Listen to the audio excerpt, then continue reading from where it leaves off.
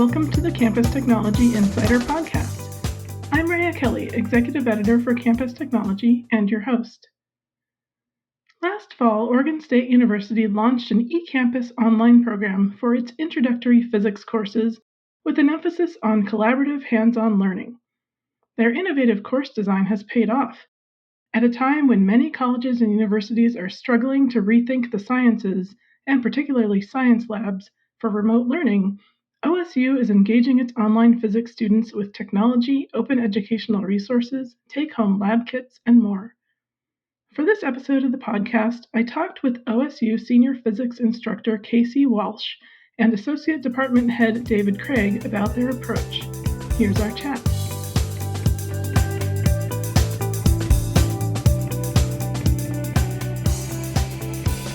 Casey and David, welcome to the podcast. Nice to be here. Yeah, thanks for having us. So, Oregon State University has been offering distance education for many years, all the way back to correspondence courses by mail in the early 1900s. So could you maybe give a brief overview of what the Ecampus program is today? Yeah, the Ecampus program, I think, has grown tremendously. It's one of the largest online education platforms in the country. I did look up a few numbers before this. There's like 26,000 students are enrolled in at least one Ecampus course, and we have nearly 7,500 students that do exclusively Ecampus. So yeah, we've given out about 1,200 diplomas last year that were fully Ecampus.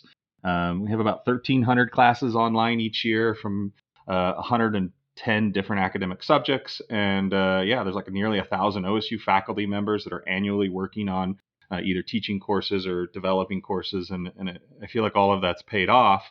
We do have, we were recently ranked number 5 nationally in U.S. News and World Report's best online bachelor program. So, yeah. Yeah, that's great. What is your typical student demographic? I think the student demographic does range. I guess I'm kind of going off of my class and looking at the different demographics of my students. They're certainly older than traditional students. But yeah, we have people all the way from just being traditional college age students who want to use the flexibility of online learning all the way to people coming back after years in employment and trying to retool. In fact, I just got an email from our dean the other day that had some interesting statistics that College of Science online education courses, 81% are out-of-state students. The average age is 27, so much higher than on campus. 84% female, almost 70% employed, and over 13% of those students are responsible for childcare in some form. So it's really a non-traditional college student demographic. So last fall, you kicked off an Ecampus online learning program for your introductory physics courses. And I just have to say, what remarkable timing in light of what 2020 had in store. So what were your goals for the program? Yes, the timing was quite nice indeed. It certainly helped when we had to transition all of our on-campus to remote learning. So just thinking about sort of the broad goals for the program, Oregon State is a public university. When it was created, it was deemed to bring education to the masses. So OSU is actually one of the only 2 institutes that are like a land, sea, space, and sun grants, and all of that is to bring education out to the communities. Ecampus totally helps us achieve that goal by providing the flexible access. I think that's probably one of the most major tenets of online learning is flexibility. Our curriculum has multiple different paths to engage, from completely synchronous to completely asynchronous options. We also had sort of a big goal of bringing and driving down the cost. So we adopted open education resources and have had a big effort to reduce the cost there. As far as like goals for the program, then we started thinking about how we were going to design the curriculum. And typically when you do this, we do a technique called backwards design, where we start with our learning outcomes that we wish to achieve. For this sequence, these were things like critical thinking and problem solving and functional understanding of physics, ability to design, perform, and analyze experiments to test or create hypotheses, we can go in deeper. We have all sorts of lab learning outcomes that are very specific to lab. But yeah, so we had these list of sort of broad sequence level learning objectives. And then we started to think about, well, how can we do this using evidence-based instructional practices? Oregon State's physics department is one of the national leaders in physics education research. And so everything in our department's fairly informed by best practices. And PER itself, physics education research, is one of the oldest discipline-based education research fields out there. In fact, they've been doing it for over 30 years. And I think I like to summarize PER by like 30 years of PER, and some people might not like the summarization, but that students learn problem solving and critical thinking by working in real time with peers guided by experts, and that science really is a team sport. And so that was one of the biggest hurdles that we had. And we had to think of different methods that we could achieve this in the online world. And so we used things like active engagement and peer instruction, just-in-time teaching. These are all just keywords that people in the field would know. Flipped classrooms and modularized curriculum. So those are some of the ways that we tried to achieve it, but we had to tweak them all for the online world. I think the number one lesson I've learned from over 15 years of teaching is really about building community, that everyone needs to feel like they have a role. Everyone needs to feel like they are supported, and everyone needs to trust the other group members and trust the system, and that we all are headed towards a common goal. And so that was a large part of the umbrella design of this course, is how do we develop the community that we've developed on campus in an online environment. So part of that is having a complete instructional team. So we made sure to have learning assistants. So those are students that have taken the class and have been trained in teaching pedagogy to help facilitate the class. We were the first Ecampus course to have LAs. We were also the first Ecampus course to have study tables, which is supplemental instruction study tables. We have graduate TAs, we have the instructors, and then I also like to say part of the instructional team are students, because a lot of times working together is the best way to learn. So all of those were things that were part of, I think, the large goals of the program. It's kind of surprising that other departments had not used learning assistants. Is there anything like that is sort of trickling out into other the practices in other areas? I think I would say now all of them do, just 1 year later, probably because COVID took all the on-campus remote, and everybody realized, well, I've got all these learning assistants. We still want to use them when we're in remote education, and they went, well, wait a minute, we could also use them for eCampus. And so I think you've just seen the tsunami of adding different support structures to your online learning. A lot of that's coming through the remote learning of the on-campus courses, but I would guess that's going to continue past remote learning and continue in the online world. It really seems like, as we've watched universities shift to distance learning during the pandemic, that the sciences have been particularly a challenging area, and especially how to handle that hands-on lab component remotely. So how are your students getting that lab experience? You want to answer that, David? Sure. So there are really two different sides to that I think we have to keep clear. So as you alluded to at the beginning, we launched this eCampus physics course sequence a year ago, knowing nothing of what was to come. That's designed to offer the best possible online lab-based physics curriculum to distance learning students.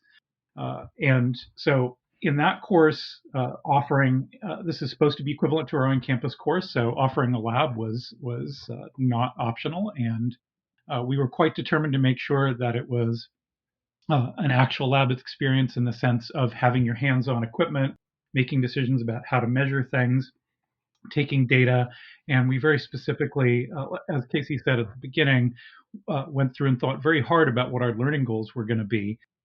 And we did not, after all that, we concluded that just doing simulation-based labs, like a lot of these programs do, was not going to meet the learning goals we had for the lab component of the course. So we designed the course to have hands-on labs that the students work on independently.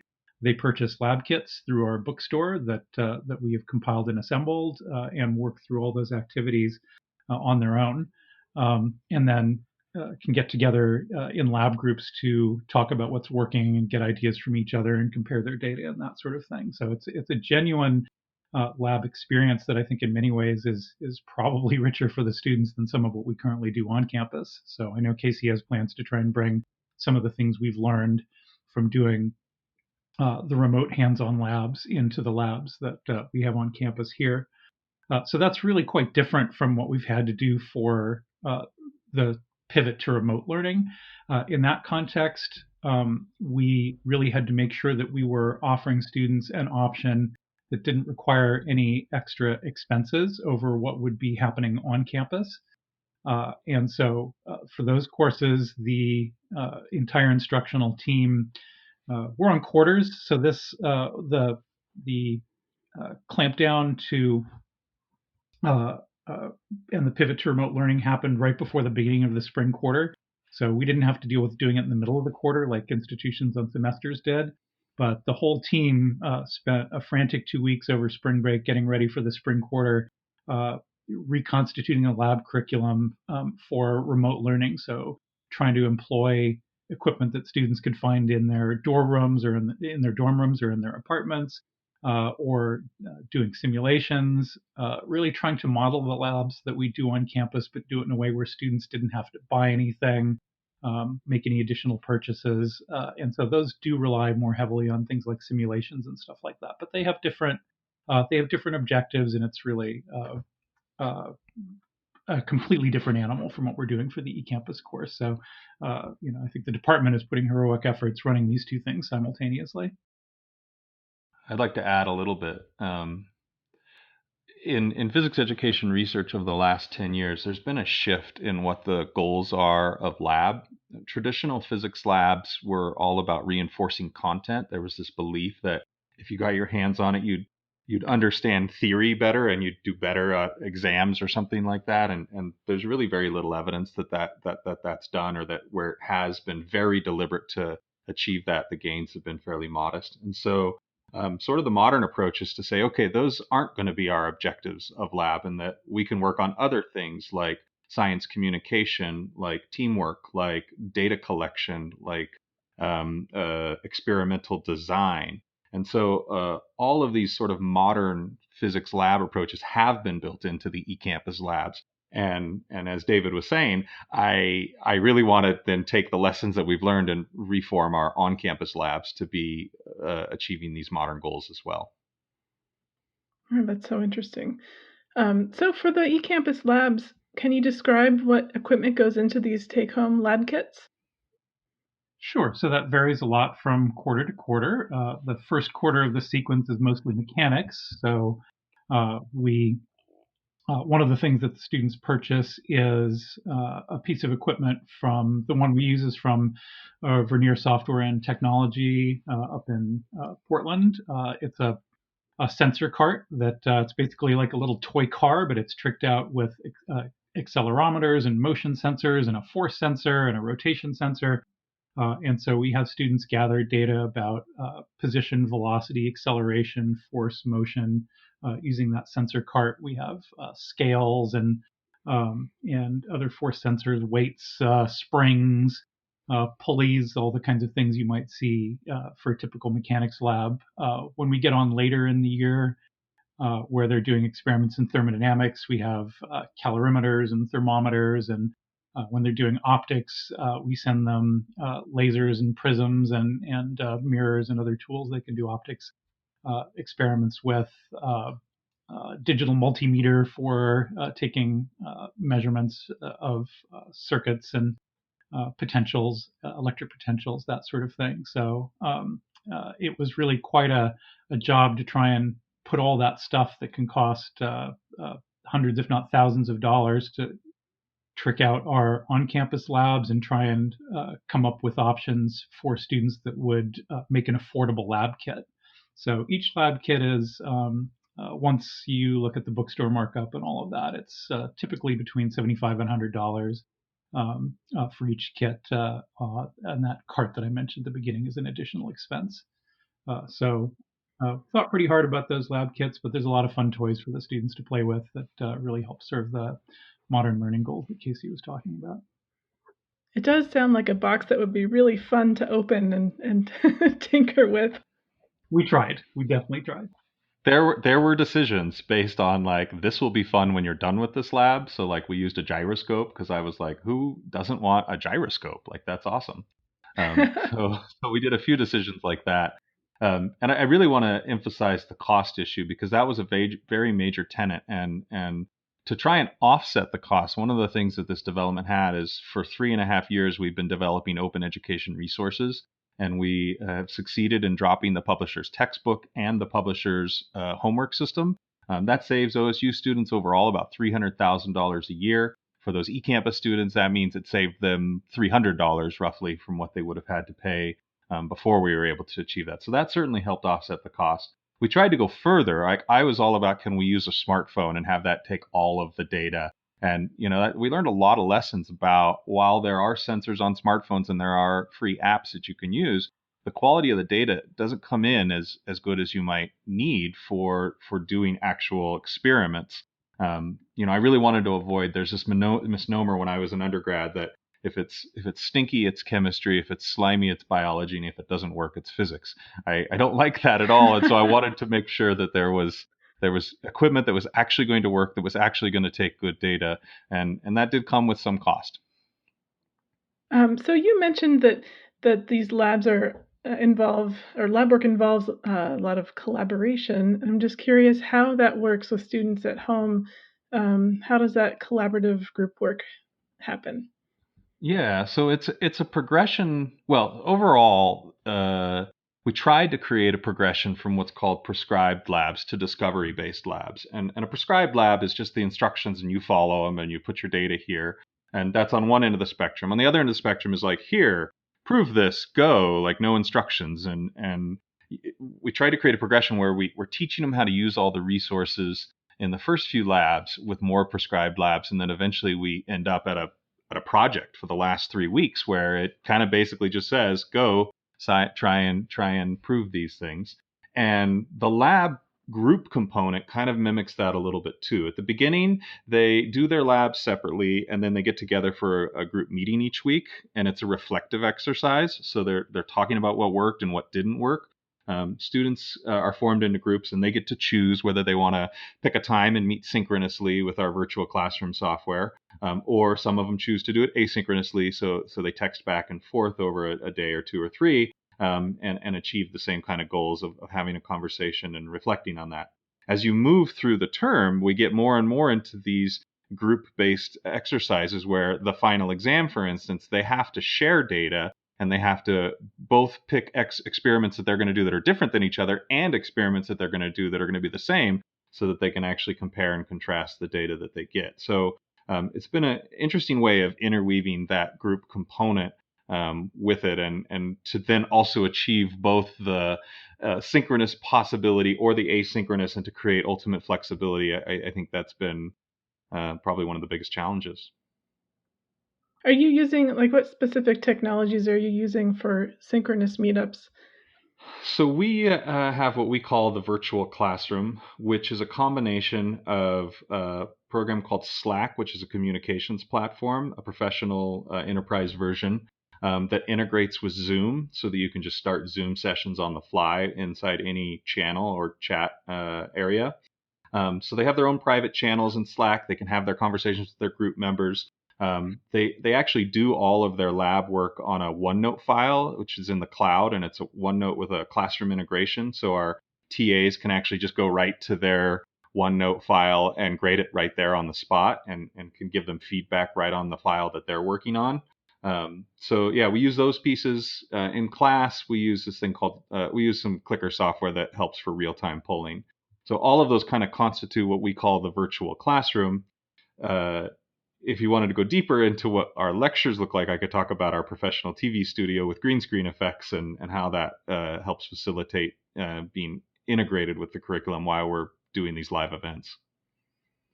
Well, I did see on your website that you use the what is it called, the Lightboard system, which I am familiar with. It's pretty cool. Yeah.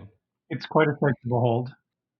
It's and the fact that it's live and streaming, I think, is what's really cool. Is that I'm there interacting like the weatherman with all of this content. I'm able to write on it, play videos, and interact with it, all while I'm managing right now 300 people in a single Zoom session, all in breakout rooms, and bringing them back and forth. It's quite a sight to see. Wow. So in designing these courses, was there anything you tried that just didn't work or that you're refining for the next time around? So one of the theories that I had was that if we were going to get everybody onto a, like a social media platform, Slack, and use that for support where TAs, LAs, and other students would be there, there needed to be a critical mass. If you didn't have enough students, there wouldn't be enough people working at any given time that they could go there and just say, hey, I got a question. And with physics, it's so important to get some real time feedback. Discussion boards are tough because you have a question and then you don't get feedback for 12, 24 hours. It's out of your mind. And so we really wanted to try and get that real time support community going. But that was hard with like 35 students. We have the opposite problem this year because we went from 35 students online last year to 700 students online this year. And so there's almost too much activity going on this platform. And we're having to figure out how we can fracture the groups in ways that would still create a cohesive community. And how about approaches that worked particularly well? I mean, we've talked a lot about lots of successes, but anything stand out in particular? I think there's two things that I think I'm especially proud of, and one of them is that the live lecture virtual classroom through the Lightboard Studio. It's really engaging when you can see the person, you can see the content that they're with. You then can very seamlessly put into a group with a shared whiteboard, and you can start working on a problem. You can do that for 5 minutes, and then I can bring you back. I can poll you. I can see how the class is. I can make decisions about whether we're going to spend more time on a topic or not. That's been really impressive. And then we've built an asynchronous option to create flexibility that mimics all of that method and procedure. And so I think that's been pretty cool. And all of the students are incredibly impressed when they see that for the first time.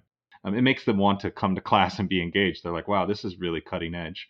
The other thing that I would say is that it's been a big project to drop the publisher's textbook and homework system, and we've wrote over 1,000 or nearly 1,000 open resource problems and questions for our students to tackle, and they're all scaffolded. They're all now with our words and our curriculum and the way we say things with our notation and everything. So it's just integrated everything to be a very, very tight curriculum.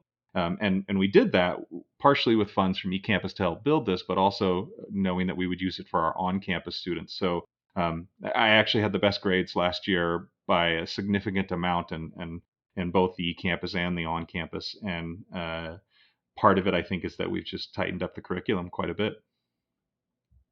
Yeah, that must be feel really rewarding. Do you have any advice for other universities who are struggling with, the pivot to remote instruction in the sciences? Definitely want to hear what Casey has to say about this, but I wanted to throw in one thing from the perspective of the labs, both about the challenges and about looking ahead to what lessons we can learn. So we were really ambitious with the labs and with our learning goals, and I think one of the things we discovered was that students were just spending way more time on things than we had imagined. So it was important for us to uh, one of the things we learned this year was to be a little bit more realistic about everything takes longer when you're trying to do it remotely. And I think that's a really important lesson. Absolutely everything takes longer. So we had to scale back our expectations of students a little bit to make it more realistic and not what they could realistically accomplish in the time available and not overwhelm them. And I think the other thing we learned was the students' favorite things about the labs, like Casey said, was we were scaffolding the labs to build up from pretty prescribed, but then give them the tools to design their own experiments. And the students ended up really thriving in that environment. They really enjoyed those labs and did really well when they were given the tools to make a lot of decisions themselves and be able to take what they were learning and then apply it independently. And I think that was an important lesson for us as well. I also want to add to what David said. um, One of the things that I found when I was doing research to develop this course is that a lot of the existing platforms out there for online physics, which there wasn't very many because it's quite difficult to learn physics without support in real time of other people, um, is that potentially some of the systems were decreasing the requirements for rigor, you might say, or for topic coverage. And we give the same credit. If you're an online student or an on-campus student, you get the exact same credit. And so we really held ourselves to say they have to achieve the same goals that the on-campus class does. And since everything does take longer, that made it a very difficult challenge to try and achieve those same goals with potentially everything taking a little bit longer. You're trying to achieve the same with all these extra hurdles. And so your instructional design has to be incredibly tight and incredibly well thought out for that to work. And, I'm continually improving. I do physics education research. I'm constantly looking at data to see what's working and what's not. And that's helped make a lot of decisions up to this point. But I think you talk about going forward, my research is going to inform how we're going to improve this curriculum and make sure that we're not wasting time on stuff, because everything takes longer online and we can't have anything that's busy work. It has to correlate with performance and metrics of success. Okay, I think that is a great place to leave it. Thanks so much for coming on. I really enjoyed talking to you. Yeah, thank you so much. It's been our pleasure.